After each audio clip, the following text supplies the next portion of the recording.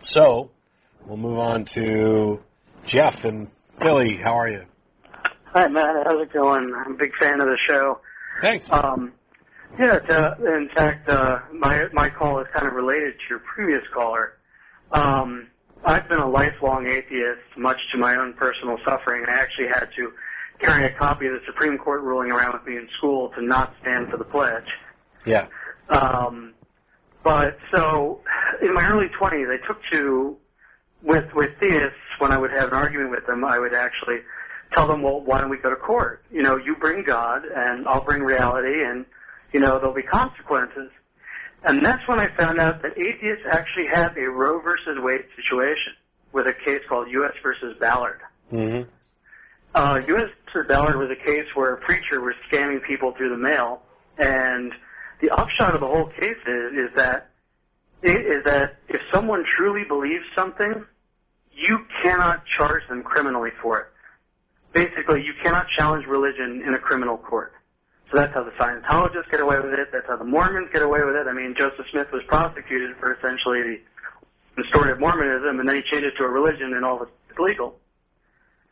So, and a lot of atheists don't even know about this. I'm not sure that that's actually what U.S. v. Ballard actually establishes as precedent. But I'd have to go back. I'd have to go back and look at it in more detail. But I'm not sure that. Now we already have Supreme Court, you know, establishing that the truth is, you know, always a defense.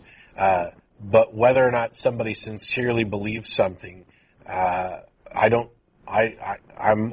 virtually certain that they're not protected from prosecution for that. I mean, that's just. Well, I'm looking at the Wikipedia entry right now as a quick reference, and the reason why it was tossed back was because it said it got too close to looking at the actual truth of religion. And, you know, personally, I see the solution to religion is, you know, to take them to court and make them bring God. You know, I'm anti-theistic in that aspect. I want to eliminate it. I don't see it. I mean, this idea has been toyed around with before. There's even movies about it. I don't see where you accomplish anything. When you're talking about people who believe, in many cases, that, you know, it's all magical thinking and this is all God's will. And, I mean, what good does it do to bring, you know, you can't force God into court. There's a reason we don't allow spectral evidence anymore. So, I mean, it's an interesting idea that people have toyed with a number of times, but I don't see that there's any real value to actually kind of move in that direction. Well, I think that the value is by simply eliminating Sunday schools and churches and all those other things that we break the viral cycle of religion being implanted as much as humanly possible. And see, I'm actively opposed to legislating the elimination of those things. I think it's a violation of the Constitution to attempt to legislate the end of churches. And I'll fight anybody who tries to do it.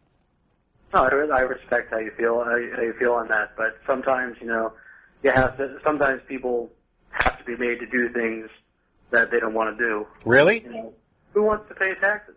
Really? I mean, okay, you need a constitutional amendment first before what you're saying would actually be viable. Something that completely erases the First Amendment and several others. And so I'm actually a fan of the First Amendment, and what you're proposing is the elimination of it. No, I'm proposing simply that in order to have a religion, you have to prove it. No, that's the elimination of the First Amendment. Well, then it'd be just what I'm saying is that if it's in order to be a religion, it has to be proven. If you want to have a business, then you're subject to truth and advertising laws, taxation, and all the other stuff. Sure, and I'm a fan of actually enforcing those laws and extending it to claims about, you know. But truth and advertising would include that they have to prove that there's an afterlife and that God is watching, and et cetera, et cetera, et cetera. Okay. So, you know, it boils down to the same thing. You know, the end result is the goal, not necessarily the path to it. No. That's the way I feel. No, I completely reject that as a horrific statement. The ends do not always justify the means. Well, I didn't say they did. What I said is... Yes, you did. You said what matters is the result. Is that however that goal is reached, not necessarily through an abhorrent method, like Al Capone was arrested for tax evasion, not for running bootleg liquor and killing people. You know. What you said was that the goal is reached is what's important. I agree. I phrased it poorly. Okay. Basically, as long as it is a legal and ethical means of reaching it. Sure, and you're not proposing a legal method right now, and I'd argue that method's unethical too. Why is it unethical to stop people from being defrauded? Because first of all, that's not the whole ball of wax with regard to religion. Don't get me wrong. I think they're wrong, and I think they're encouraging a delusion. But this is not, and yes, there's no denying that religions, by and large, can be viewed as big businesses. But I can also walk into whatever church I want anytime without actually donating anything, without buying anything, because we're talking about ideas here. And that's what the First Amendment is protecting.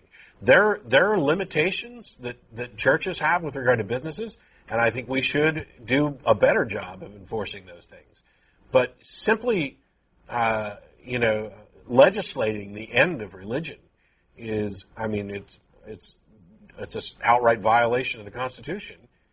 And I would say that it's unethical, because one of the things about getting rid of religion is people asked before, well, when you get rid of this, what takes its place? And, we've mentioned that, when you get rid of the cancer, what takes its place? You're healed, you're cured.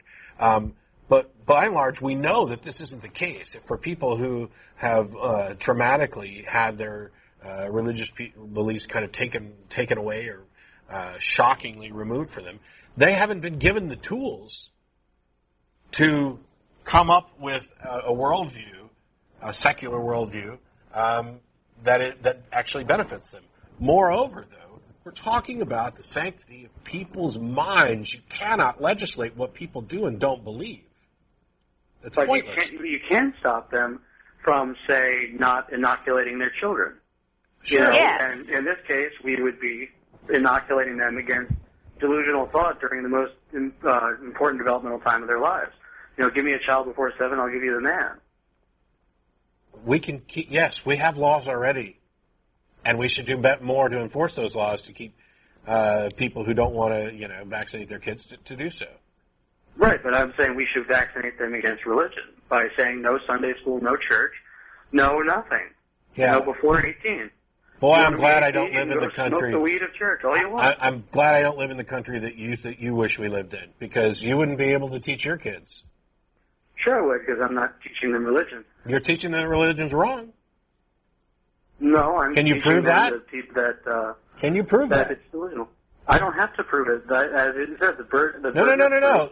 We just had a big, long call about the burden of proof, and I agree that if your position is that you don't accept religions, that you don't have a burden of proof there because you're just not accepting them.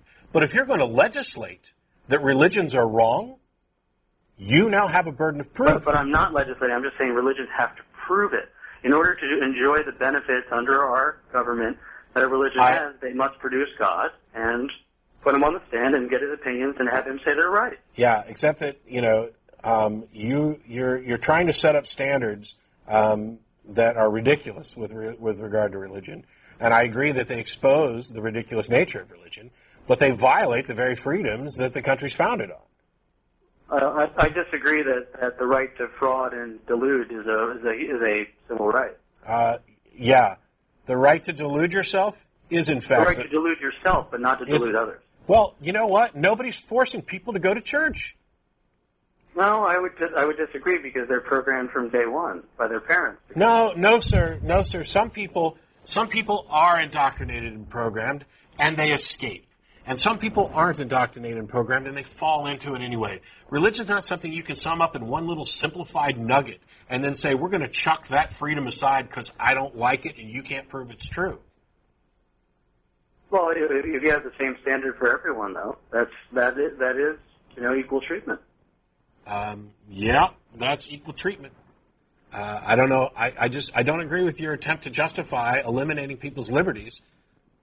It's not a liberty. What about the liberty of the child? It's a liberty for them to believe whatever they believe, and it is a liberty, and it is a liberty for them to teach their children honestly what they believe to be true.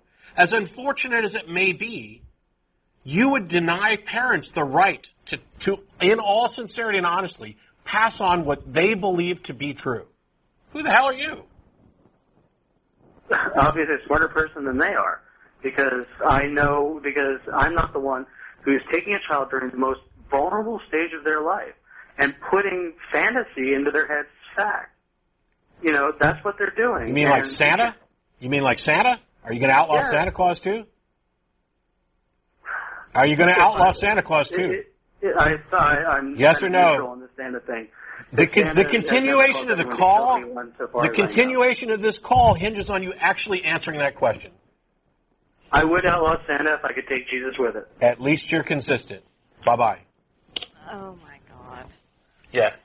Yeah, I've seen that. I've seen that more and more as totalitarian atheists. Yeah. It's just crazy. You do realize if you start taking away freedoms in this country, we're the first to go. We're the least trusted. I agree with him on how we go about, that there is a burden of proof and there's some requirement to establish this, and that we should make sure that people aren't, indoctrinating people, that they're not misusing, that they're not using religious indoctrination to defraud people. I think I think churches should not be tax exempt. I think they should have open books. I think we should have severe limitations on what they can and can't do, specifically for these reasons. But I also believe that it is batshit crazy, just as it is for theists, to pretend that you can attempt to legislate what's in somebody's mind. And and that's not what he was suggesting. I think he realizes that we can't legislate what's in somebody's mind.